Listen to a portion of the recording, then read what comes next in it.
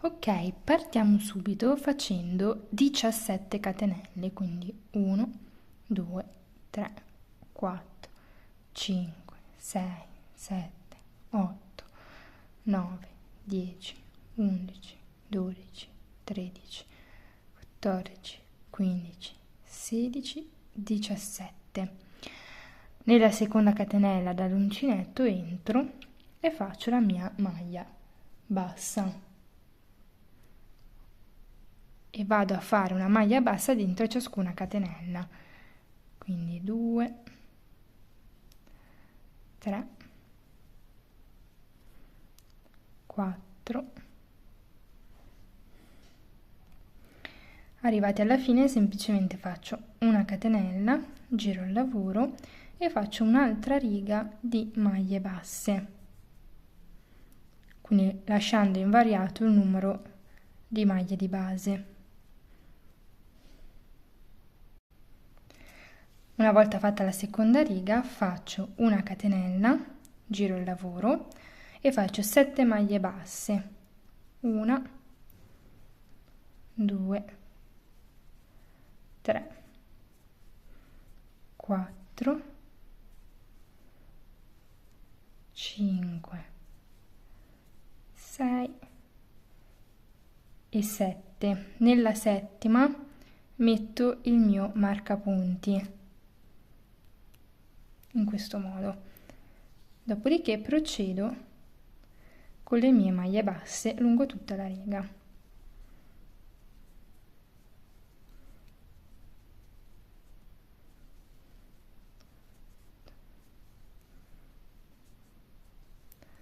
Sei, 7 e 8. A questo punto posso tagliare il filo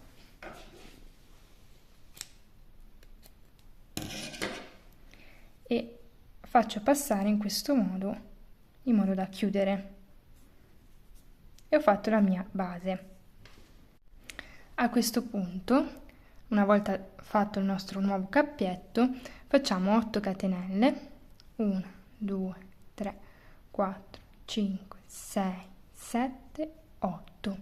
Mi attacco al punto dove avevo messo il segnapunto con una maglia bassa e di nuovo 8 catenelle, 1, 2, 3, 4, 5, 6, 7, 8.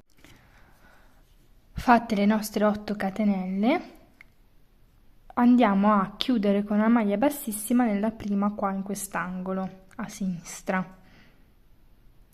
Entriamo e chiudiamo con una maglia bassa. Dopodiché giro il lavoro senza fare la catenella e vado a fare una maglia bassa in ciascun punto.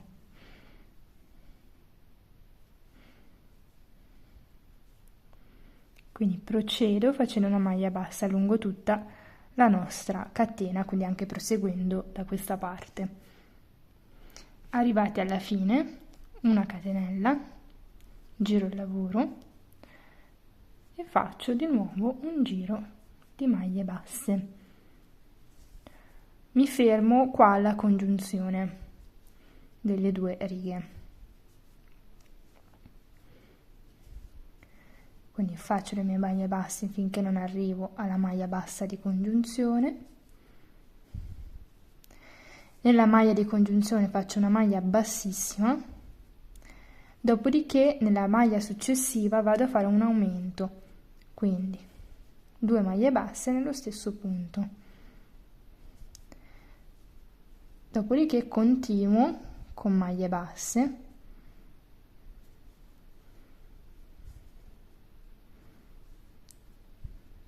fino alla penultima.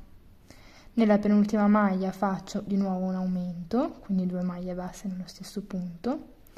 Dopodiché mi attacco con una maglia bassissima all'attaccatura dove ci siamo attaccati all'inizio, quindi a questo angolo qua, saltando la maglia bassa che ho fatto all'inizio del giro. E mi attacco con una maglia bassissima. A questo punto posso tagliare il filo. Chiudo con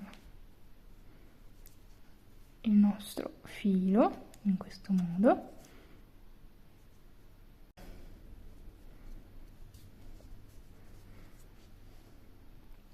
Una volta terminato, questo è il risultato della nostra R, che ovviamente poi dovrà andare a essere cucita.